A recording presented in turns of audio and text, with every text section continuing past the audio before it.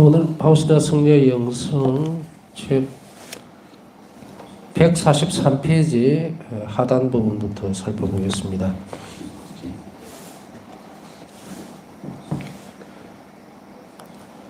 영성체와 우리의 관계라고 말을 해도 무방할 만큼 지금까지 쭉 몇 차례에 걸쳐서 성체 안에 영성체로 오시는 예수님,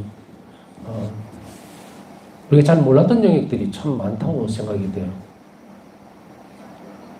우리가 이제 예비자 교리 때는 한 길어봐야 6개월 교육을 받고 나서 그 다음 교회는 성사 생활을 하는 것을 신비교육기관이라고 얘기를 하죠.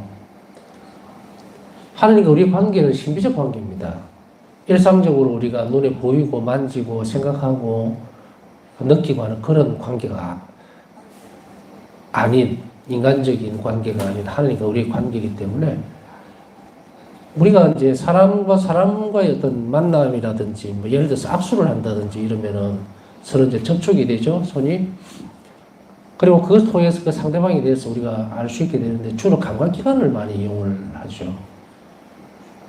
그 사람의 내면적인 상황이라든지 여러 가지 것들을 알 수 있게 된다든지 이렇게 되는 것은 이제 우리가 또 초자가 하나 붙죠. 초월적이다.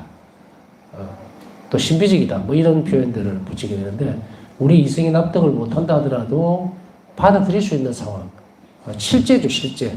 그것을 두고서 이제 얘기를 하지만 실제로 우리가 사람과 사람 사이 관계에서는 이런 것들을 굳이 그렇게 많은 부분들에 있어서 할애가 되지는 않습니다. 왜냐하면 육체라고 하는 한계가 있기 때문에. 그러나 하나님과 우리의 관계는 물론 예수님께서 하나님께서 사람이 되신 말씀이 사람이 되셔서 예수님으로서 이 공생활을 하시면서 이 땅에서 인간으로서의 삶을 살아내셨지만 그러나 이제 성천하시고 난 이후에 부활 후에 성천하시고 난 이후에는 변화된 모습으로 우리가 만나는 거예요.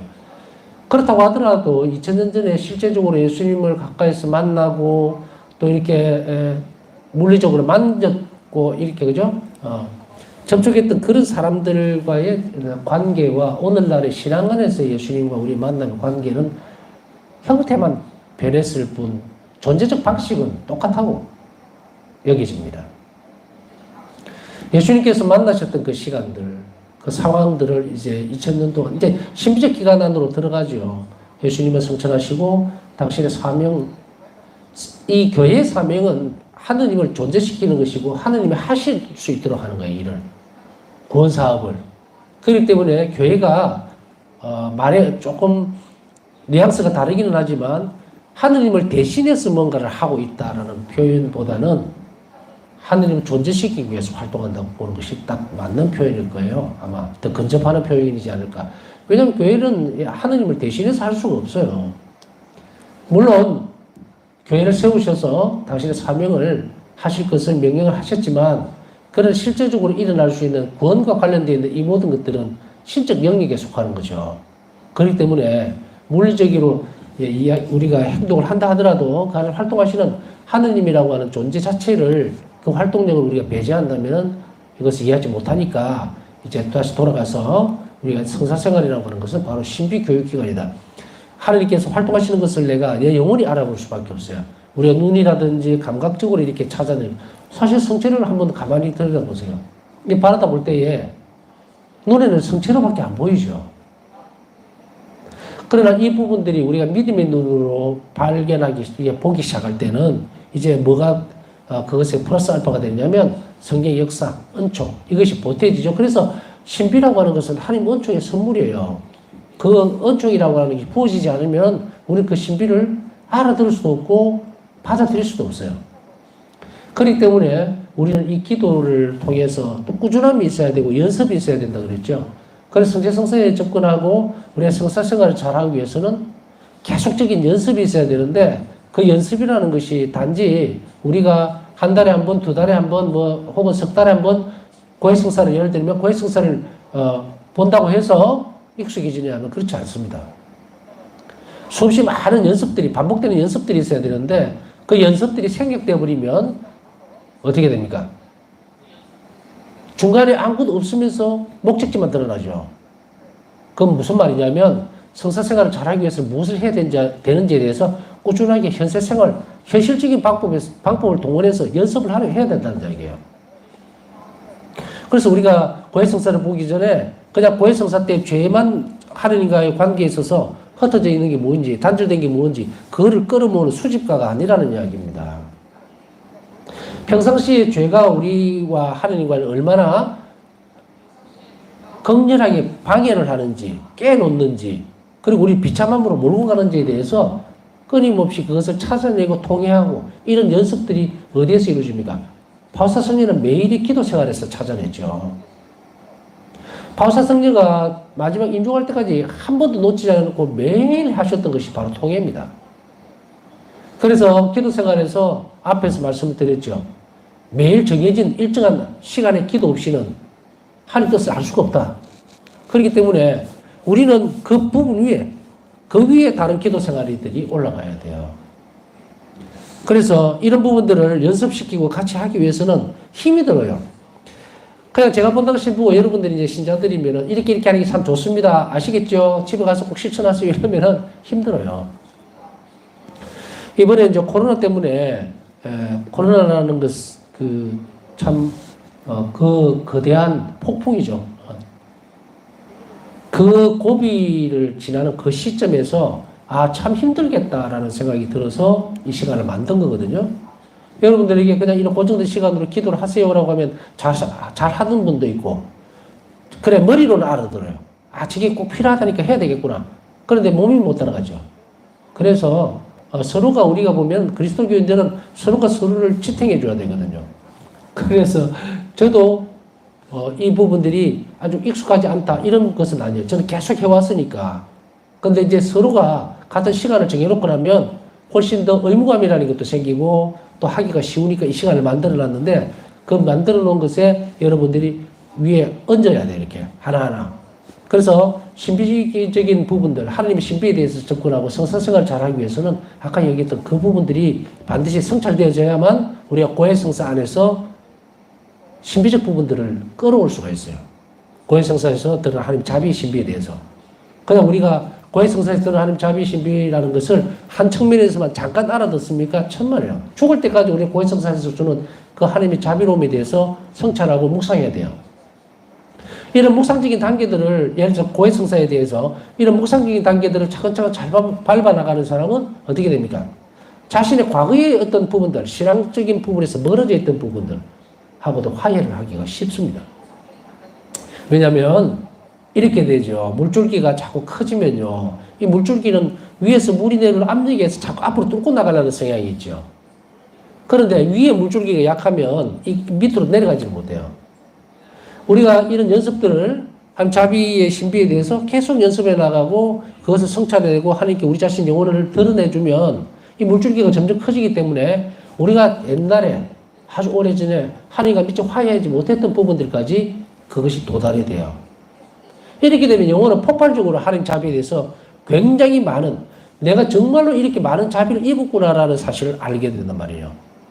근데 우리가 이것을 딱 뚜껑을 덮어놓으면 성찰도 안 하고 체험도 안 해보려고 그리고 묵상도 안 해버리면 이게 뚜껑이 딱 덮여가지고 내가 살아왔던 그 뒤의 과정들은 전부 다 묻혀버린다고. 바울 사도도 한번 보면은 당신의 서간 안에 줄줄이 쭉 나오는 게 어떤 것이냐면 통해 부분들이 참 많이 있다. 내가 올바른 하나님을 먼저 알았더라면 이랬을 것을. 그러나 그때조차도 주님은 내 편이셨다. 내 곁에 계셨다. 이렇게 나오죠. 우리가 과거 화해한다는 부분들, 지나간 시간들하고 화해한다는 부분은 예수님 안에서만 가능한 문제예요. 내가 마음이 넓어서 또 혹은 어떤 사람이 상대방이 세상을 떠났기 때문에 내가 해준다? 아닙니다. 한이 될 수가 있어요. 이게. 난 절대로 용서 못해. 절대로 못한다. 막아놓죠. 이것에 우리가 자유로워지고 평화로워지기 위해서는 뭘 해야 되는가? 그냥 이해하고 덮어놓는 것이 문제가 아닙니다. 자비는 그렇게 막 덮어놓는 부분들이 아니에요. 화해해. 다 연결해서 그 순간들을 내가 알아들 때, 그걸 느낄 때, 체험할 때, 그때 비로소 우리는 하나님의 자비에 대해서 더 깊이 알 수 있게 됩니다.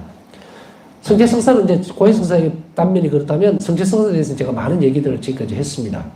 이것을 실생활 속에서 계속 연습해 나갈 때에 우리는 단순하게 바라보는 이 성체 안에서 예수님은 뭘 해줍니까? 초월적인 그 사랑을 우리에게 전해주죠. 이 보이지 않는 이 사랑의 흐름이 뭡니까? 은총이에요. 어떤 사람은 들어오면서 성체를, 감시를 보면서 아, 예수님 저기 계시네 하고 그냥 까딱 인사만 하고 아예 안 쳐다보는 사람이 있는 반면에 어떤 사람은 정말 성체 안에서 느낌을 받는 경우도 있죠. 정말 거룩하다라고 느끼는 것. 사실 이런 경험들이 많지는 않습니다. 그러나 어떤 때는 이런 생각이 들 때도 있어요. 제가 비정할 때에 밤 11시 반에 이제 다른 분들 다 주무실 때 습관이지만 좋은 습관이니까 그것을 어기고 싶지 않아서 11시 반에 이제 성체조배를 하러 올라갔는데 캄캄한데 성체등만 탁 켜지고 빨간 등 뭔가 이상한 거예요. 근데 들어가려고 그러니까 그래서 불을 다 켰습니다. 불을 다 켜고 미안하지만 뭐 그래도 기도하러 왔는데 전기세 좀 쓰겠습니다. 불을 다 켜놓고 그 자리에 앉아있는 그리고 앞에 이제 제일 앞자리로 가서 딱 앉아있는 순간에 저는 성체조배를 할 때도요 그 이제 앞선에서만 이렇게 하지 가끔씩 보면은 그 선을 넘는 경우가 있는데 절대로 그러면 안 됩니다.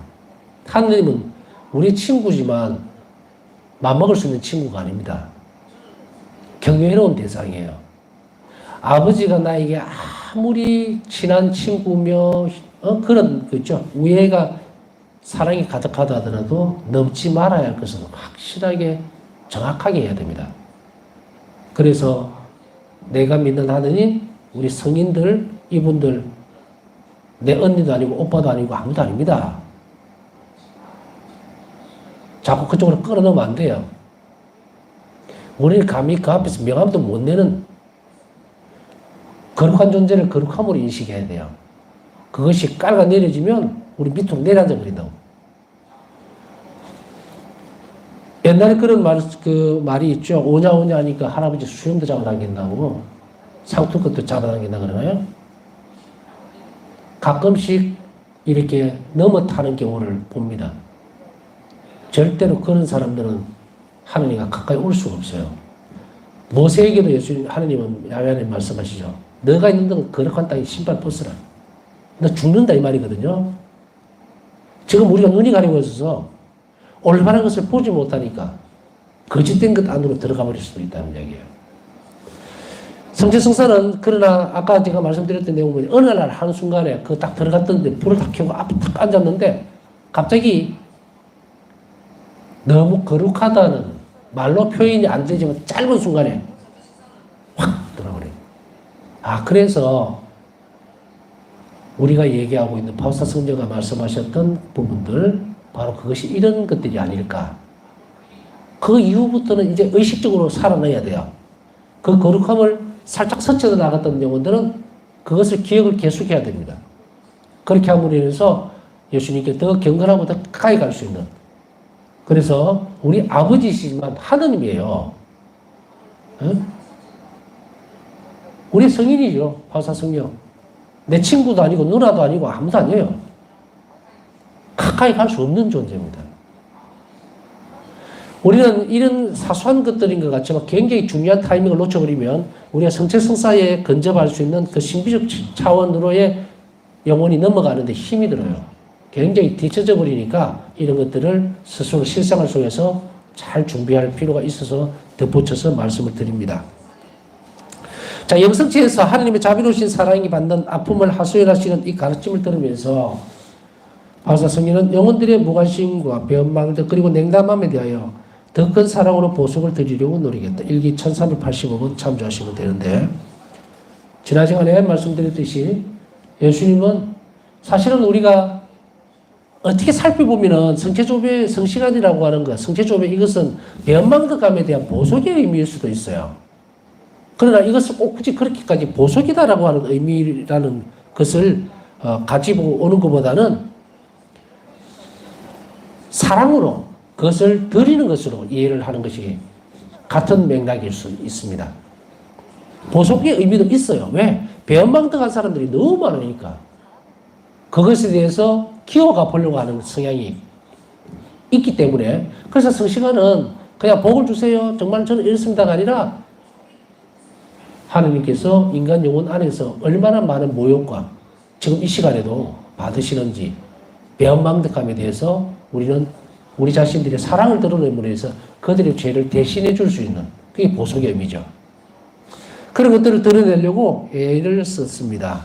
냉담함에 대해서도 더 주님을 위로드리려고 애를 썼고 냉담함에 대해서도 위로를 하고 또 보석의 의미로서도 하느님과의 어떤 관계에서 성체성사에서 그 부분들을 이해하고 받아들였던 것은 이웃에게 대해서 호소하는 그들에게 대한 건 뭡니까? 사랑의 갈구예요. 그래서 예수님께서 더 얼마나 인간을 사랑하셔서 우리에게 엄청난 자비로운 모습들을 드러내고 있는가를 내가 이해하고 받아들이는 것이 아니라 내가 알아들을 때 그리고 감사드릴 때 그것이 바로 보석의 의미죠. 저 사람이 안 해주니까 내가 대신해 주는 거예요. 그것을 예수님은 큰 기쁨으로 받아들이셨기 때문에 우리가 성체조문을 할 때에 많은 인원들이 더 많은 영혼들이 이곳으로 올 수 있다면 예수님은 더 큰 기쁨을 가질 수가 있죠. 우리가 이제 이런 부분들을 보면은 알 수가 있잖아요. 자신은 큰 노력에도 불구하고 상대방이 그것을 알아주지 못할 때 그때 아픔들을 빗대어서 얘기를 해주죠. 그러면은 그 옆에서 그 부분들을 상쇄시켜 준다면은 큰 위로를 받을 수가 있고 예수님은 그것을 기뻐하신다는 것을 분명하게 해줍니다.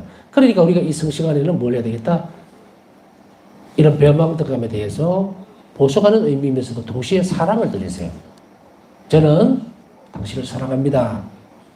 그 실생활에서 드러나야 되죠. 매일에 오늘 하루 살아왔던 것이 좋은 열매가 되어서 그것을 예수님께 드림으로 인해서 저는 오늘 이만큼 주님을 사랑하려고 애를 썼습니다. 받아주십시오라고 하면 그것이 바로 보석이 되고 또 희생이 되고 또 사랑의 표현이 됩니다. 이것을 우리 성체와 우리 관계에서 확실하게 나갈 때에 그 영혼은 예수님을 살아있는 분으로 인식하고 받아들이고 또 살게 됩니다. 존재하게 만든다는 거예요. 자, 이제 우리가 성체성사에 대해서 쭉 살펴보면서 다섯 번째로 성체성사로 살아가기. 자, 성체성사로 살아가기라는 것이 무슨 말일까? 우리의 삶의 매일의 삶이라는 것은 성체를 중심으로 살아내야 된다는 거예요. 성체를 중심으로. 그렇기 때문에 우리가 하루를 사는데 여러분들에게 제일 필요한 게 무엇이었을까요? 오늘 아침에 눈을 뜨면서 지금 이 시간까지 나에게 가장 나한테 필요했던 것이 한 가지가 있다면 무엇이었을까? 뭐 여러 가지 대답들이 막 나오겠죠. 저는 숨을 쉬는 거였어요. 내가 오늘 하루 살아내는데 제일 필요한 거 한 가지만 꽂으라면 내가 숨을 쉬어야 되잖아, 뭐가. 어떤 사람들은, 오늘 필요한 거는 내가 뭐였다, 막 다른 이야기들이 나올 수도 있겠지만, 제 말에 이해가 가시죠? 숨을 쉬어야 될 거 아니에요, 일단. 한 가지만. 그거는 예외적인 게 아니라, 저는 모든 가능성을 다 열어놓고 있을 때에 숨을 쉬는 것이 가장 먼저였다라면, 숨을 쉬는 것을 중심으로 해서 살죠, 사람들은. 밥을 먹는 것도 그렇고, 운동을 하는 것도 그렇고, 일을 하는 것도 그렇고, 결국 숨을 쉬기 위해서예요. 우리는 그 삶을 살아가는 것이라고 얘기를 하는데, 결국은 내가 생명을 유지하기 위해서 필요한 것들이잖아요, 이게. 뭐 태어났으니까 그냥 산다? 그게 아니잖아요. 그러면은 이 부분들에 있어서 성체로 살아간다는 거예요. 성체성사로 살아가기라는 말은 여기에 빗대보면은 제가 무슨 말을 하고 싶어 하는지 아시겠죠? 내가 나에게 꼭 필요한 어떤 중심이 숨을 쉬게 한 것이었다면 그리스도인으로서 살아가는 한 가지를 고르라고 하면 내 삶 전체는 뭐로? 성체성사로 살아가는 것이 첫 번째여야 된다는 얘기예요. 여기서 첫 번째라는 말을 하니까 감이 잘 안 오거나 이해를 못하는 경우도 있습니다. 예를 들어서 주님을 첫 번째 자리에 놓는다, 하느님을 가장 중심 자리에 놓는다, 처음 자리에 놓는다는 그 말을 어떻게 이해하시는가? 저는 주님을 가장 첫째 자리에 놓습니다. 주님을 우리 집에 주인으로 모십니다라고 했을 때 도대체 행동을 어떻게 드러나야 그것이 실행이 될까요? 하느님을 첫째 자리에 놓는다는 것은 내 생각과 사고와 행동, 모든 일을 하느님께 맡긴다는 이야기죠. 하느님이 원하시는 것을 하겠다는 거예요. 그게 뭡니까? 의탁이잖아요. 의탁이죠. 근데 의탁이라는 것을 그 안에서 성체성사로 살아가는 이 모습들 결국은 뭡니까? 현실적으로 어떻게 의탁할까? 의탁의 태도를 얼마나 키워나갈까? 그 한 갈래라는 것을 알 수 있겠죠. 의탁의 태도를 키워나가는 것은 성사 안에서 자라잖아요. 많은 모든 덕성들 플러스 성사생활. 가장 중요한 건 성사생활이죠. 성체성사를 배제하고 나면 어떻게 우리가 의탁을 합니까? 어떤 사람은 나는 성체성사에 대해서 별 개념도 없고 또 영성체 할 때 거룩한 어떤 태도나 준비도 없이 영성체만 하면서 나는 의탁한다? 불가능합니다. 내 안에 예수님께서 사시지를 않는데 어떻게 의탁을 합니까? 사람은 그런 거 없어요. 의탁 못합니다.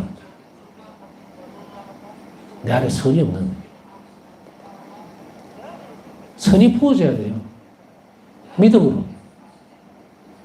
여기서 이제 그리스도인들이니까 가능해졌죠. 이제 아버지의 선하심에 대해서 받아들일 수 있고 그리고 선을 영성체 때문에 실행할 수 있죠. 그리스도인이라는 것을 전제로 하고 하는 거지 그리스도인이 아닌 이 부분에 있어서는 그렇지 못합니다.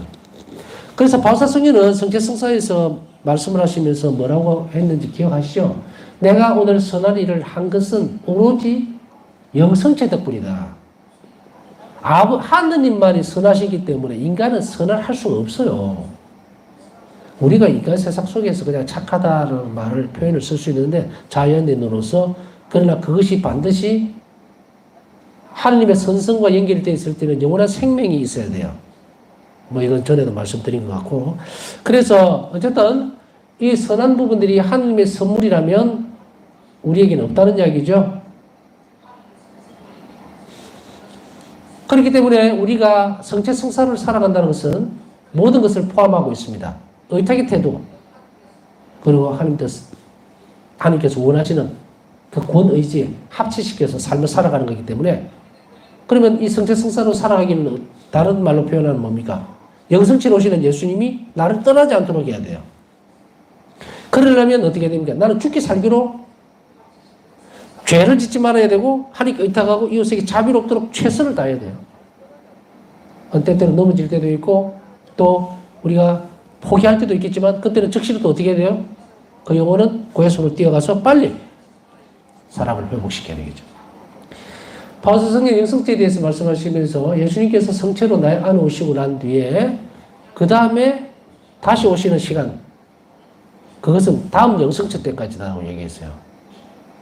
바울사 성령은 이 영혼 안에서는 예수님 떠나신 적이 없어요. 계속 머물러 계시는 영혼 안에서. 그렇기 때문에 다음 영성체를 할 때 되면 다시 예수님이 오신다는 거죠.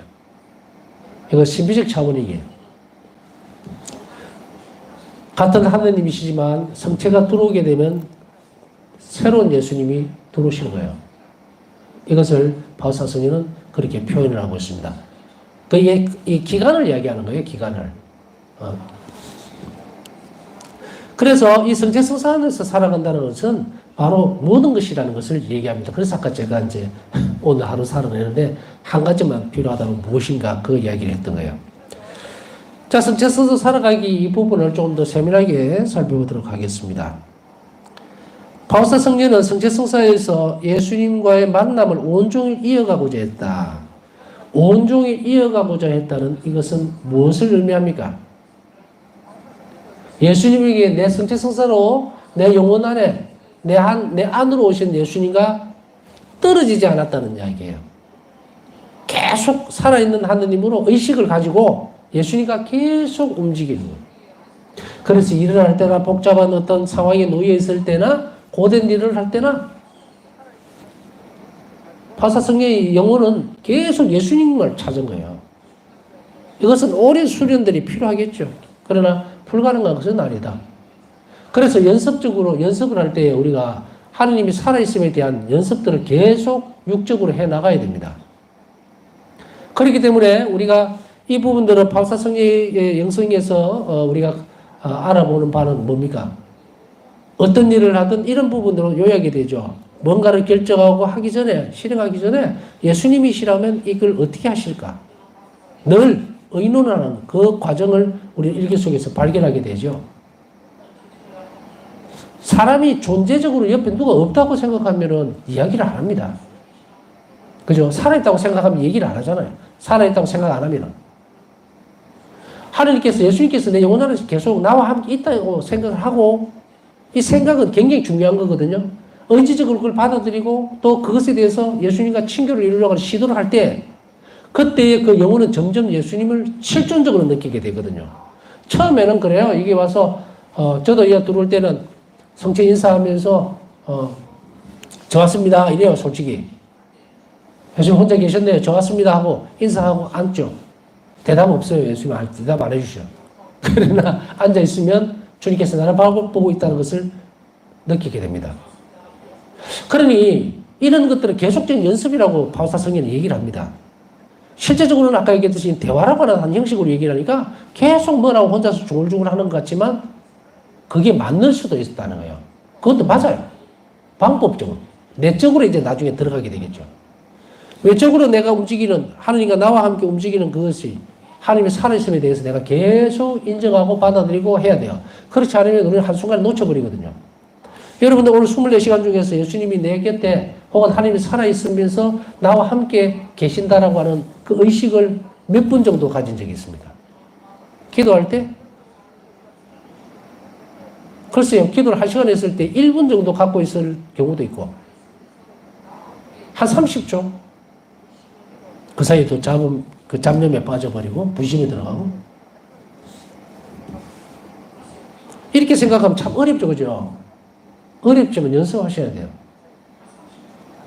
내가 의탁하는 것도 의식적으로 어떤 부분들이 있었을 때 내가 걱정거리나 어떤 불안들이 있을 때 우리는 기도를 그 위에 얹어놓음으로 인해서 그래, 예수님께서 나에게 내 편이신데 뭘 두려워하겠나? 이 모든 일들이 아버지의 선함에 의해서 좋게 될 거야 라고 내가 계속 고백해낼 그때에 그 고백의 내용을 가만히 보세요. 하나님이 살아있음을 믿기 때문에 하는 고백이어야지 푸념이나 혼자서 조울거리는 것이 아닌, 이걸 아예 꺼쳐버린 사람도 있단 말이죠. 혼자서 머리를 쭉 뜯으면서 고민하고 성당에 와서도 머리 푹 숙이고 혼자서 얘기하고 혼자 생각하고 이러면 안 돼요. 연습이 안 된다고. 정체성사로 살아가는 것은 영성처럼 내 안에 오셔서 내 심장 소리와 같이 쿵쾅거릴 때 예수님 심장도 같이 내 안에서 쿵쾅거리는데 그걸 인식하도록 연습을 해야 된다. 그것이 바로 온종일 예수님과 만남을 이어가고자 노력했던 부분이라면 우리는 이런 연습을 해야 된다는 얘기겠죠. 주님께서 영성체를 통해서 제게 오실 때 주님은 성부와 성령과 함께 제 마음의 작은 천국에 거처하시러 오시는 것입니다. 삼위일체이신 하나님께서 내 영혼 안에 오신다. 나를 사랑하고 내 말을 듣는 사람, 나는 그와에게 가서 살 것이고 아버지와 성령께서도 그와 같이 살 것입니다. 이 말이에요.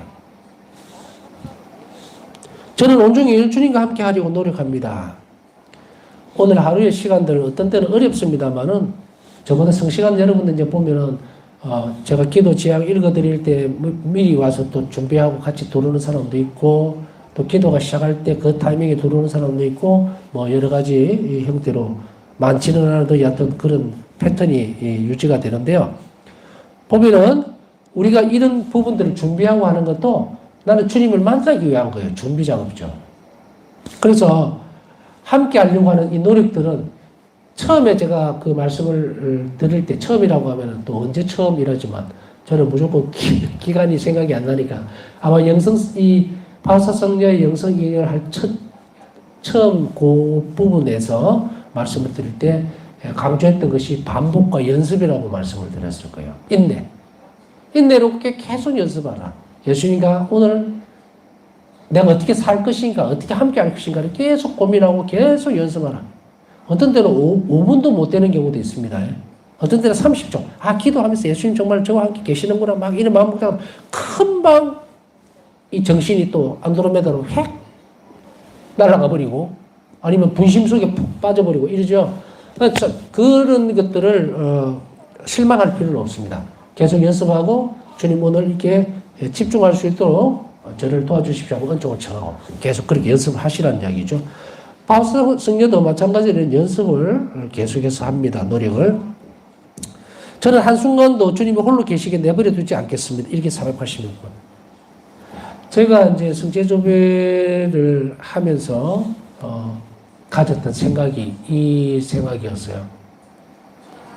본당 신부할 때도 보면은 성체 조배하러 오는 사람이 없어요. 평일날도. 미사 때 외에는. 항상 지죽어듯이 고요하고. 요즘은 이제 뭐 이상한 사람들이 있으니까 성당문도 자주 닫고 뭐 이런 건. 근데 뭐, 고데기 무섭다고 장 못 담을 거 아니잖아요.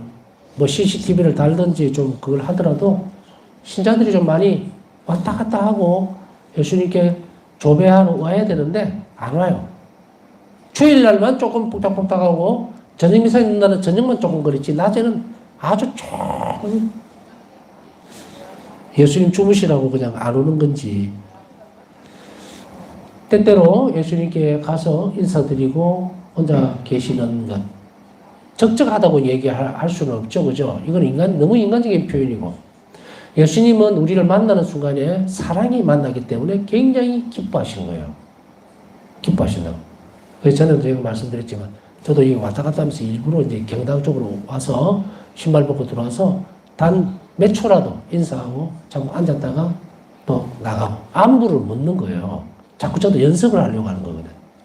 그러니까 여러분들도 성당에 갈 때 이런 부분들 또 어떤 부분들은 또 성당에서 가까운 곳에 사는 분들은 뭐 시장 가다가도 들릴 때도 있고 하지만 자주 우리가 옛날에 부모님들 보면은 아침에 일어나면 그 문안 인사 드리고 저녁에 또 잘 주무시라고 문안 인사 드리고 그랬던 선조들의 우리 좋은 모습들을 보죠. 마찬가지로 그거보다 우리는 더 많은 부분들을 예수님께 할애해야 될 필요가 있습니다. 그러나 바울사 성령가 이걸 하실 수밖에 없었던 것은 정말 예수님의 사랑의 굶주려 있는 모습들을 봤기 때문이다. 영성제도 튕겨나지 뭐 외면당하지 그걸 위로해 줄 수 있는 시간들을 당신이 하셨던 거죠. 바쁘게 일을 하거나 사람들을 만나는 시간에도 성령은 예수님과 함께 하려고 노력을 했다. 바쁘게 일을 하거나 사람들을 만나는 시간에 성당으로 자주 갔다 이 말이 아니고 영성체로 영원 안에 계신 예수님께 계속 위로해드리고 말씀을 건네고 있다는 이야기예요. 성령은 자신의 기도, 희생, 활동을 통하여 예수님의 손길이 많은 영혼들에게 닿을 수 있도록 자신의 마음을 완전하게 스승님께 맡겼다.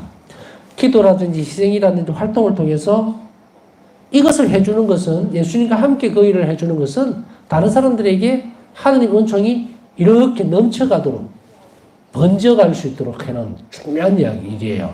내가 기도를 하고 있으니까 내와 예수님과의 기도 안에서만 있는 것이 아니고 그 행위를 통해서 예수님 손길이 저 바다 넘어 다른 대륙에 있는 정말 불쌍하고 혹은 오늘 위협을 당하고 있는 생명 위협을 당하고 있는 그들을 돌봐줄 수 있는 은총의 손길로 갈 수 있다는 거예요.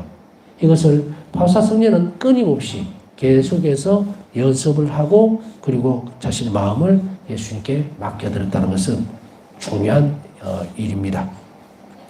우리도 마찬가지로 이렇게 우리 마음들이 예수님의 마음과 같아질 수 있도록 기도나 희생이나 활동을 통해서 이건 내가 활동하는 것이 아니라 예수님 은총으로 이 일을 내가 하고 있다는 것을 뚜렷하고 의식적으로 받아들일 때에 우리가 내면의 영성체험을 통해서 내 영혼이 하나님과 깊이 점점 결합되고 커진다는 사실을 알아들을 수가 있습니다. 네, 남의 시간 묵상하면서 오늘 우리에게 기도 청했던 많은 분들 지향도 함께 기억해 주시기 바랍니다.